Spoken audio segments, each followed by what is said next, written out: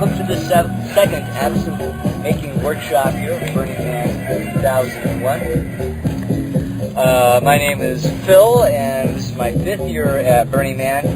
And my first year, I was like any newbie looking around, stunned, and wondering, well, is my opportunity to create something unique and give to this community? And I looked inside myself, and I saw that I was a bartender, I was an herbalist, I was interested in art history, I was pretty good when it comes to science, and I liked drugs too, and all these things kind of, and I'm a gardener. I believe it. I garden, grow my own herbs, and I treat people with herbs, and I grow mild psychedelic drugs too, just for recreational purposes. And I was looking at Burning Man, and I was thinking, I bet I could put together a pretty good bottle of absinthe for these guys. So I came back from Burning Man 97, I guess, and started experimenting with different recipes, and came up with one of 2 current formulas we're going to be looking at today.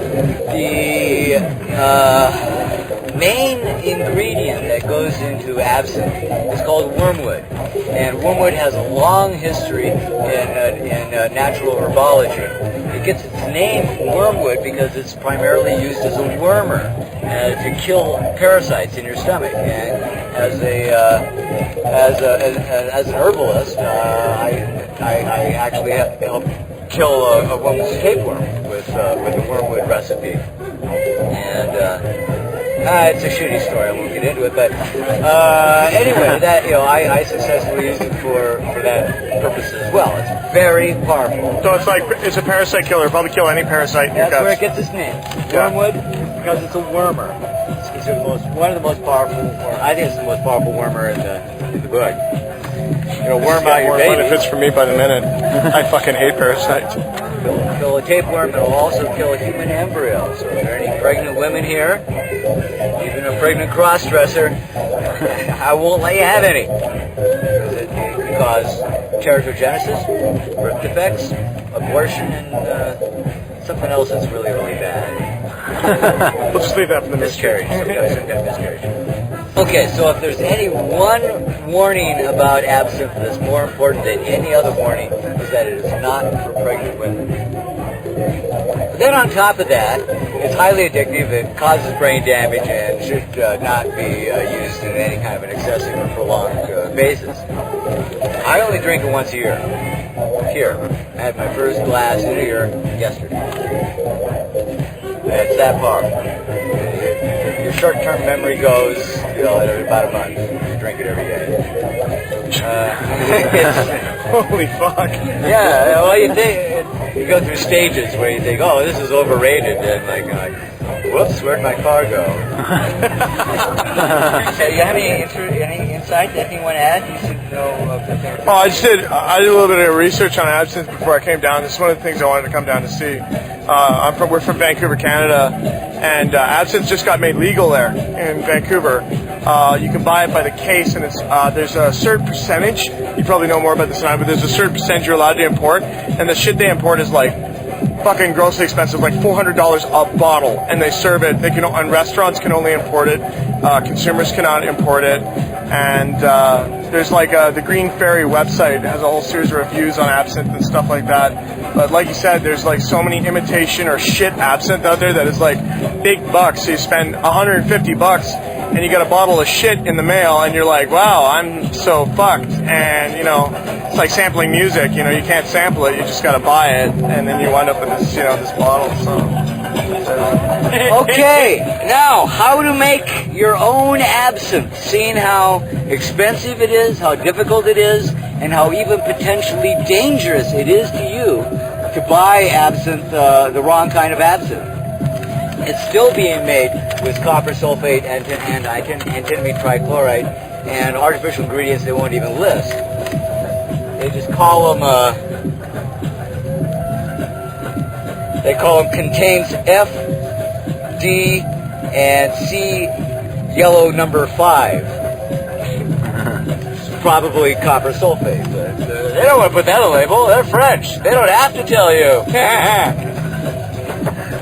don't have to spell absinthe right. I firmly believe that wormwood isn't the only active ingredient, because all the other herbs have their own history, and I think there's something called synergy going on, where you have a little of this, a little of that, a little of that, and you get one great big honk of molecule diving in on your brain, you know, like Luke Skywalker on the Death Star.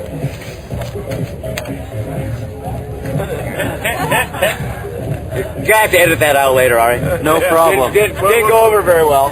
Most people can't get their hands on fresh wormwood, therefore they have to use the dry, the 1 ounce dry. So from here on out, I'm just going to talk about the formula using the dry ingredients. Now, you ought to be able to go into any big health store and go to the bulk herb section and look up wormwood and find it there. It should say wormwood, and below that Artemisia absinthium. All right, so this is about what an ounce will look like in order to make one full bottle of good absinthe. Stage 1 in making homemade absinthe: take the 1 ounce dried homemade absinthe and one 750 milliliter bottle of 100 proof vodka.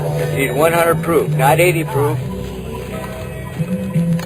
You know, like regular vodka, 80 proof. You have to step up to Smirnoff or Stolichnaya, whichever one you can afford. I can only afford Smirnoff. Get the 100 proof. You can also make it with Everclear, but I think this stuff tastes like crap, and I don't want to put it in my mouth. I'll get good vodka. This works good. You know, if you're just going for the psychoactive effect, you're probably searching for the wrong drug. If you really want to hallucinate, take a candy flip or something. Absinthe, you don't have full-on hallucinations unless you drink way too much. So much you're just lost at sea, stumbling drunk, talking to the green captain, on how far we are from shore. So take your 1 ounce dried wormwood, drop it into a glass container with a lid, with your 1 bottle of 100 proof vodka, the best you can get, or 80 proof, or 151 rum, or gin, or if you got connections, if you got connections, you can make it with 200 proof pharmaceutical.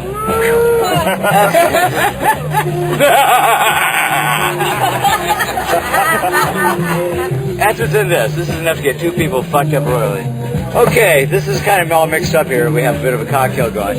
But you put your wormwood in the 100 proof vodka and seal it up. Have it be as close to the top as you can, because alcohol will evaporate into the air and the mixture will absorb the water from the air. So it'll be the thing you want to have happening. That's why you want to have as full a container as you can get. You need glass.